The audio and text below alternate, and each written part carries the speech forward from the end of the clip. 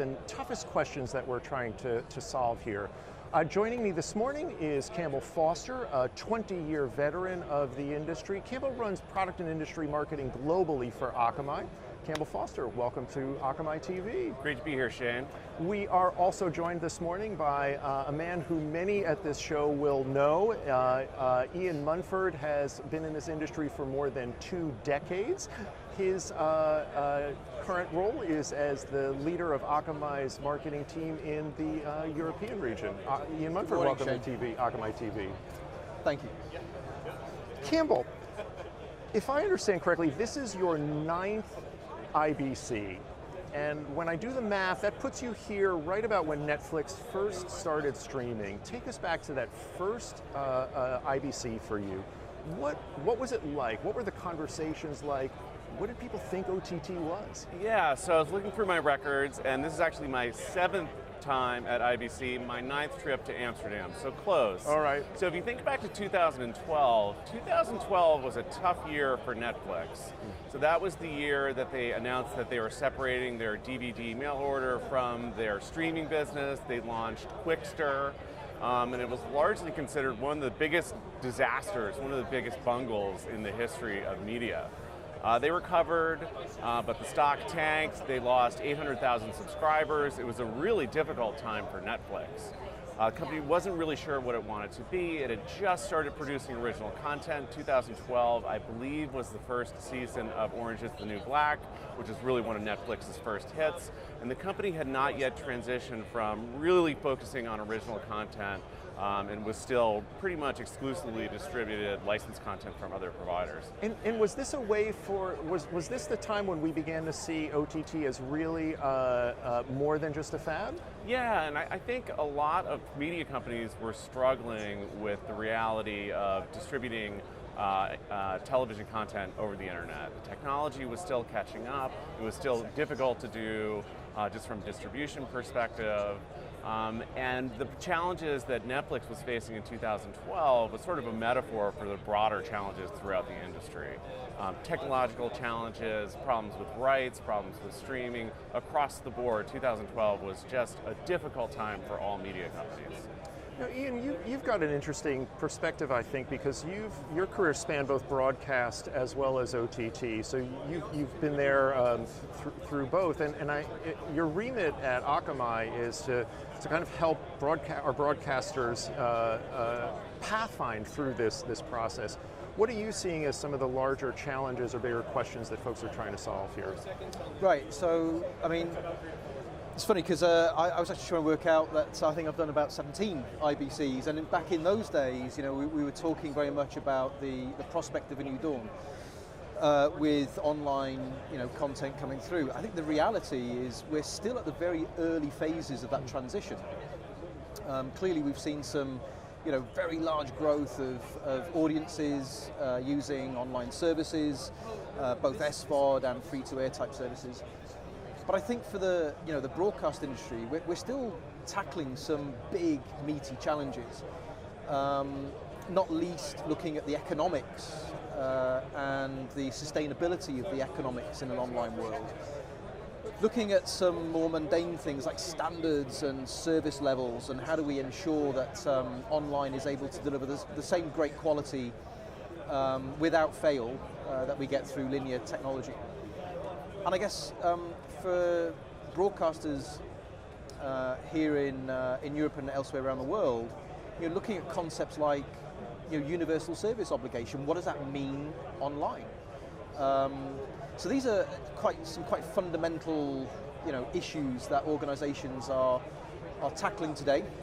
Some of them are commercial, some of them relate to technology, but fundamentally it's driving the entire industry in a great direction for the future. So we've got a 70-year-old industry, Campbell, that had a chance to really mature. They figured out how to be immensely profitable. They solved all the technical challenges, and to your point, Ian, there's everything's been turned topsy-turvy, particularly on the technical side. This is what Akamai is built for.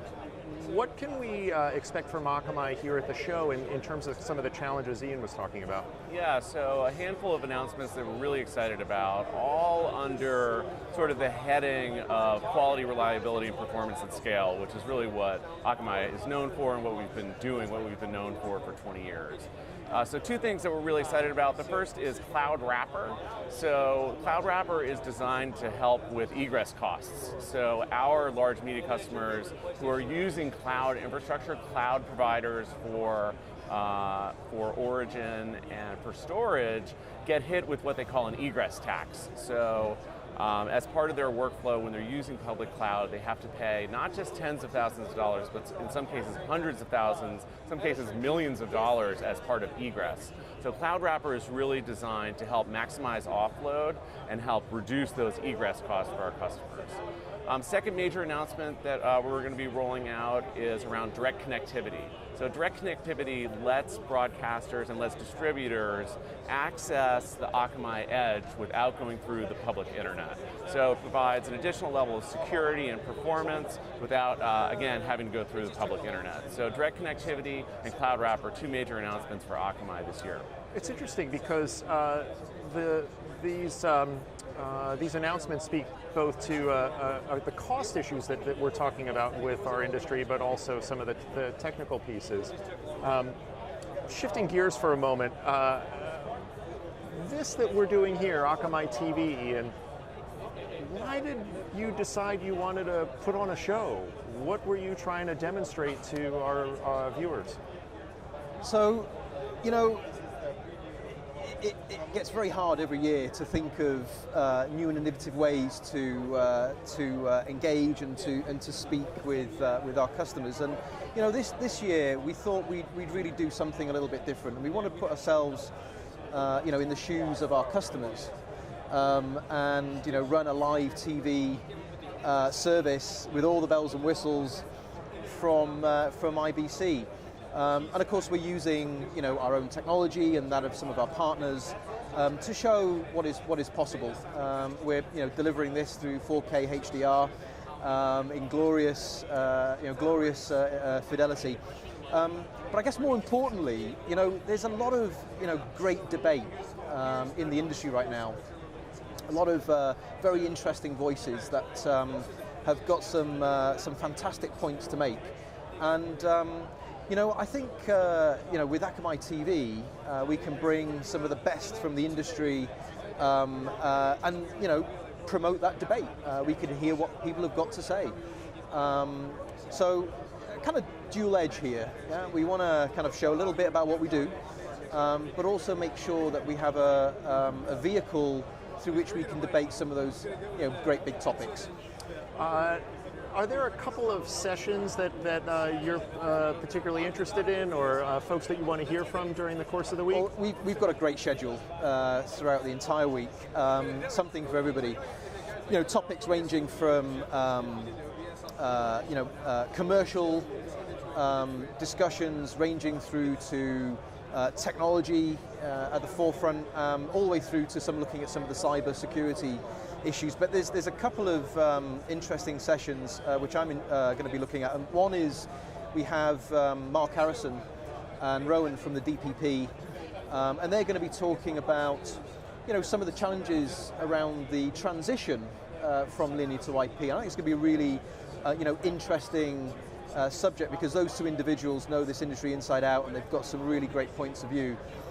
We've also got Paul Tweedy coming in from the BBC, talking a little bit about what they did during the summer, where they delivered you know, the World Cup and Wimbledon in 4K to quite a large audience, and some of the kind of, you know, challenges that they had to address, and some of the learnings also that they've made from doing that. So I think that's going to be really informative to a lot of organizations out there. I think that's one of the things that I like about what we can do here is the chance to give viewers an opportunity to listen to some of the folks who are doing really, really innovative things. and kind of lessons learned that they can take back to their own businesses. Campbell, I know that you're sitting down with some folks and doing my role and doing some interviewing.